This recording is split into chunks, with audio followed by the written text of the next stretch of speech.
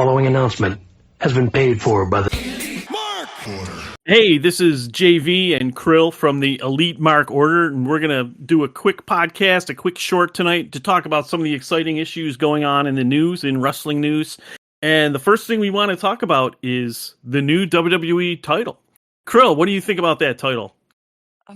Okay, so let's see here. They've put one of the best title names in the world, one of the most historic titles aside from the WWE Championship, the World Heavyweight title name, which, again, for those of you that know, it was the big gold belt in WCW, the WCW World Heavyweight Championship. They just simply put, WWE over it. And now they have given it this shitty redesign. I'm like, okay, please, give it any other name. Not World Heavyweight Championship that has an actual fucking lineage to it. Vader, Ron Simmons, Ric Flair, guys like that have held that title with that name underneath it. And now you're going to give it some shitty-ass lineage and a shitty-ass design. This is not going to go well. Well, is it technically starting over from ground zero? Like, this title has is it new, or are they like resurrecting one of the old titles and recontinuing that lineage years later? I really don't know at this point, honestly. I mean, yeah. I hear so much about WWE anymore. I'm just like, okay, can you guys please just stop and just actually try to do something original for once? So we've seen them with multiple world titles, and now this is going to be like 3 different world titles. So they basically took the original gold belt, which is a lot of people's favorite. I think between this, the IWGP version 4, and the Winged Eagle WWF title, like those are the 3 that everyone talks about are the most beautiful belts ever. So they took Ric Flair's big gold belt and dropped a big ass WW in the middle of it. Is that what it is? I wouldn't call it that. I'm just saying they redesigned it and modernized it with WWE's own styling nowadays. A lot of their shitty designs. If you've seen the United States titles redesigned, the Intercontinental titles redesigned. Any of those classic titles, they're redesigning them and they make them look shittier and shittier and shittier every damn time. They went from looking like fucking fantastic, just amazing designs, elegant designs, to just fucking terrible designs because, hey, let's make them modern and stupid.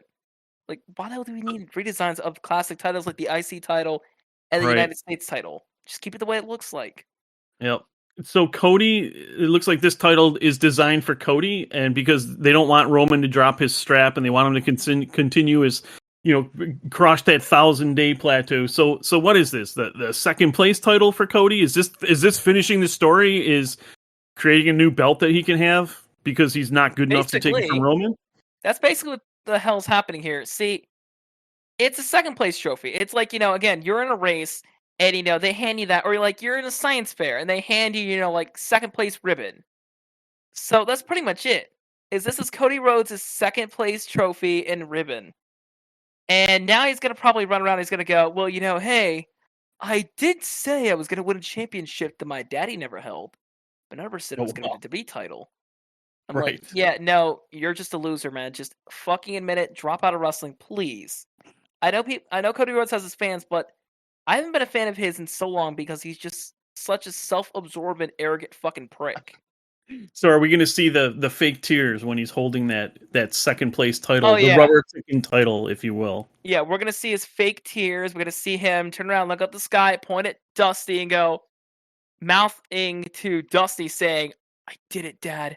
I did it all for you. No, you did it for yourself, dude. Then they're going to have a fucking giant bald eagle. They're going to have Eagly from Peacemaker come flying down and land on his arm. I described this WrestleMania entrance, man, and in fucking great detail. I'm shocked they didn't go through with it. If they bring Eagly to WWE, I'm going to start watching WWE again. I mean, I'm a huge Eagly fan, so. They're going to find some way to get Biden and Harris down to Saudi Arabia just for that simple thing. Just for that. Because Cody wants this elaborate fucking winning celebration. Because, again, it fits with his ego. He always has something elaborate. Does Cody win the title in Saudi Arabia? That would make Papa really proud. Yeah, exactly. The American Nightmare winning the title in Saudi Arabia. That's just fantastic. I mean, seriously, he's just such a fucking disaster. I mean, didn't we do this with the TNT Championship? That's what a lot of us were saying last night. We're like, you can honestly see it as the TNT title was created just for Cody Rhodes because, it was his consolation because he, wasn't good enough to beat Jericho. Yeah.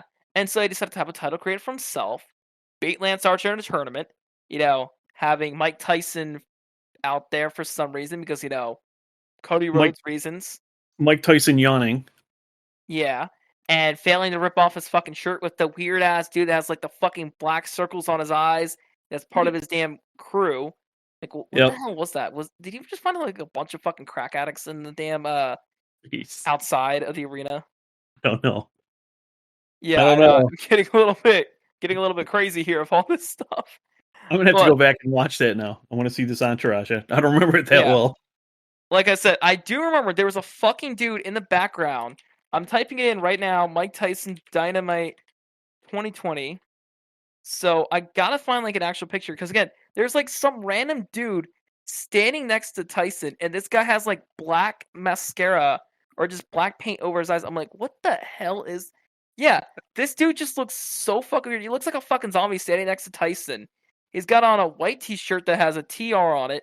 He's got some short dude next to him. He's got some guy with a fucking backwards cap on. I'm like, what the hell is this? Nice. Post it in the Discord. Yeah, I'm getting. We do want to keep this short. So there was another surprise at WWE. It wasn't on camera, but CM Punk apparently flew from Florida to Chicago with a bunch of WWE stars. Who yeah, I see that dude right now. He looks like the dude in the entourage. He looks like what was his name? The Repo Man. Was it when it Smash at Demolition when he would wear those black circles around his eyes, so he looked like one of those old like 1950 robbers. But anyhow, so CM Punk allegedly flew from Florida to Chicago and was backstage at WWE at Raw talking to Triple H, and Vince McMahon got wind of it and told him to leave. So what the hell was that all about? I honestly don't know. I mean, again, like I said before we went live, that guy, the video that people are posting all over the place, all the dirt sheet guys are going, "Oh my God, look, it's definitive proof that it's CM Punk." How can he be sure? The guy has his back to the camera when he's talking to Tamina. He's a shorter dude. He doesn't look like the same build or the same body size as CM Punk, and you don't even get to see his face. And I don't think that dude needs to be CM Punk. Like CM Punk the dude just happened to look like. I mean, CM Punk could have been somewhere else. Like exactly. So, but Dave Meltzer swears that CM Punk was there, and he was wrong questioning it because he's had multiple people confirm that Punk was there, and those meetings with Triple H did happen. So whether or not that's true, because of course, Krill, you always say that Dave Meltzer's never wrong, right? No, that's not me. I'm not a big Dave Meltzer guy. I'm not. You already know I don't care about the dirt sheets. All right, I'm one person. I always constantly refer to them as the dirt sheet dipshits because they always just spread like the most bullshit, outlandish stuff possible. I don't know. I said outlandish. I was like outlandish. Let me correct myself there. But no, I really don't see CM Punk going back to WWE. So assuming CM Punk was actually there, why the hell was he there? Just to like stir up the dirt sheets and get everyone talking and everyone forgetting that he was like ripping on Moxley and Jericho and Tony Khan on Instagram a couple weeks ago? Probably, but my theory is he probably released this to the public. He probably turned around, started the story himself, knowing that the dirt sheets would go, "Oh my God, this is worthy. This is newsworthy," and then start spreading it everywhere, and it gets like all over the place. And it gets people talking. It gets Tony Khan going, okay, I need to bust my ass to keep Phil here. Because if I don't, Phil's going to go back to WWE. And again, I don't see him doing all that, especially with Triple H in power. Him and Triple H never got along. And now you're telling me that suddenly he's going to be willing to work with Triple H, and especially with Vincent Kenny McMahon, the same man that fired him on the day of his wedding, back in charge, some kind of power despite whatever he wants to insist in that he has no power, guys. Just acknowledge it. He's back. He has power. NBAK. Never bet against Krillin. Right. I would love it if Punk took his toxic ass back to WWE and just ruin shit there and ruin the morale in the locker room. Well, Vince has already ruined it, but make things even worse, make things even more toxic, and then just quit again, like right before a WrestleMania main event against Roman Reigns, because he didn't like the way like one of the Usos looked at him or some shit, and so he quit and for like the third time. So I don't know. I would be fine with Punk leaving, but just to keep this short. So the rumors of Punk coming back to AEW, the rumors of the Saturday show AEW Collision. how's that going to work if people don't want to be in the same locker room as Punk? So pretty much how I'm thinking this is, and this is something that we've discussed here in the Elite Mark Order podcast Discord server, which by the way, if you guys want to be a part of that, just click the link in the description and you will be able to join the podcast Discord. And the code word is JJ, never bet against JJ. JJ for life. JJ for life. But how I'm thinking it is they take the most problematic rosters. You take CM Punk, Thunder Rosa, Andrade El Idolo, Santana, and anyone else that, is causing problems backstage as being a child. I guess, I don't know. Do you take Sammy Guevara there, if Andrade being a child and, going, I mean, Eddie Kingston, Sammy's had his problems, but, I like Sammy, but he has not been an angel in the dressing room. Yeah, but you also don't want to have him around Andrade because Andrade is going to turn around and try to start a fight against, you're complaining about me being stiff, and I've been against, guys that were stiffer than I am. Also, I don't know what you guys are going to think about my Andrade impression. It's very shit, but that was my first attempt at it. So, but anyways, back to the subject matter. You take all these guys, all the wrestlers that are just causing problems backstage, you put them on Collision, and that's simple. As much as people want to see, including FTR, Dax Harwood always going, I want to see, Kenny and I want to see the Elite and Punk working together, make money. It's all about, the egos. Punk's got a big ass ego. The Elite, they have big ass egos. It's not going to work out because Punk's not going to want to lose. Yep. They're probably not going to want to lose. So how the hell do you solve the problem? So here's an idea. I like stuffing the Collision show with the the people who are toxic. You could put Miro there, who's not wrestling because he didn't want to lose the Battle Royal. You could dump Miro there, but you're also going to have to sign some people. I'm thinking Tessa Blanchard could headline the women on the women's division on Collision. She would be a perfect fit for this crew that we're putting together. You bring in ACH. Ace Steel could come back with Punk. Yeah, you bring in Leo Rush. You bring in Jonathan Gresham. Leo Rush. Yeah, Leo Rush is going to try and scream at Tony Khan, apologize! I mean, and with Gresham, he was rated 10th in the PWI 500 2 years ago, so he technically should not lose to anyone there because he's rated higher in PWI 500, which determines who wins and loses.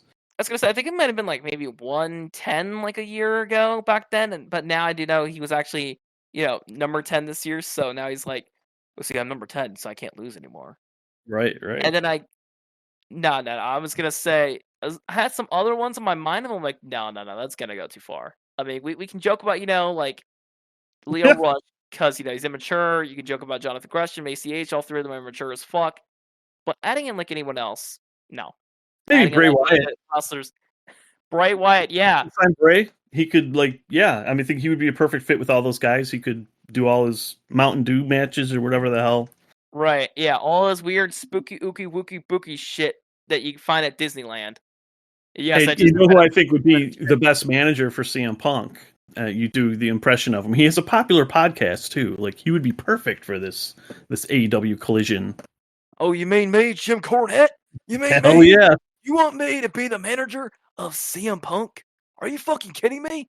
Punk is a damn disaster. It's a ticking time bomb waiting to happen. But then again, so am I. I'm also a ticking time bomb. Anyways, I gotta kill him back off because again, I don't approve of any of the shit that Cornette does. Any of the shit he says. Yeah, I'm saying this now. He's a fucking horrible human being. I don't like him. I did the my last suggestion is we need a GM. I think you know who the best GM would be, and it's all about that people power. People power. You guys can understand. It's people power. So what's up? People power. People power. He just dies. There you go. Now here's one I want to throw up. It's a topic. It's nothing we really discussed, prior. But Wardlow just recently came out and said that he actually saw Goldberg at a convention, and they both said, hey, if shit does work out, we're gonna see who's next. So how would a Wardlow versus Goldberg match work out? With Goldberg in the condition he's in. I think Khan's gonna book it at Wembley. I think Goldberg would do it. I think Wardlow would do it. Yeah, but again, remember, we've seen Goldberg at his worst in his current age, unless he's working against a good competitor, a younger guy. He did a good match with Bobby Lashley from what I heard. His match with McIntyre was good. But when he's with a guy that's, actually younger, he could probably do good. But Wardlow, I don't know. That's interesting. Yeah. I think him and Wardlow could exchange a couple power bombs and, maybe a jackhammer that Wardlow kicked. I think it would be fine. I don't think they're trying to do some 12-hour 12-minute match like the Undertaker Goldberg match where both those guys were way over their heads. I mean, just keep it simple. Just do a couple bumps in the ring for Goldberg, and Yep. I think it'll be fine. And I think it'll help draw. It'll help push towards that 90,000 number, which is kind of crazy when you think about it. And if Goldberg puts over Wardlow, that makes it big for Wardlow because again, Wardlow's still in his career, and that's a big Hall of Famer putting him over. Yep. Yeah, that would be a great compliment from Goldberg too, since he generally doesn't put anyone over. So Right. Now another one is too. Wardlow also listed 2 other big name superstars as potential opponents. Batista, who's is currently off in Hollywood filming very different movies like My Spy, where he's a spy with a little girl, and Brock fucking Lesnar, Vince McMahon's favorite pet, who is currently in a feud with Cody Rhodes. Wouldn't it be awesome if instead of Cody winning the rubber chicken title, Brock ended up winning it? And Cody lost Brock. That would be a slap in the face of Cody Rhodes. Where the hell do you go from there? That would be the greatest thing. I think that would break the internet. It would break Cody too. Brandy would probably divorce him. It'd break his fucking heart at that damn point, man. Because again, where the hell does he go from there? He loses to Roman Reigns at WrestleMania. He loses the title to Brock Lesnar. It's where the hell do you go from there? Where you go from there is this. You book Dustin to beat Lesnar for the title. Yeah, so Dustin wins it. Yeah, and then Dustin turns on and hands it over to Cody as soon as he loses, and then he retires. He's like, "All right, guys, I'm gonna retire. All right, I've done my job. I took, I took the title off Lesnar. I gave it to my baby brother, Cody. You win, okay? This is like when we were little kids. We probably didn't know each other when we were little kids. Let me scratch that. It's sort of like you around anybody when you were a little kid. You cried, you bitched, and then Dad turned around, stepped in, and said, "Okay, hey, give him what the hell he wants, because he's just gonna bitch about it for the rest of his life." So Dustin turns the title over to Cody, and then President Jack Tunney rises from the dead, comes out and strips Cody of the rubber chicken title and announces a tournament. And then Ted DiBiase wins it before he gets arrested for tax fraud. And he screams, "Everybody's got a price for the $1 million man." That probably just fucking blew up my damn mic again. Sorry about that. And then Mike Rotundo, since he comes back out as IRS and attacks DiBiase and actually leads him away in cuffs. Fucking hell have we created? What kind of fantasies have we been creating on this show tonight? I don't know. I don't know what it is. It's just I just can't handle this rubber chicken title and Cody getting stuck with that if it doesn't go to Brock, which would be, like I said, that would be the best. So any closing words before we shut down this short that's going a little long? Well, of course, my favorite, NBAK, never bet against Krillin. And to quote Cosmic Scott, who's not here right now, JJ for life. JJ for life.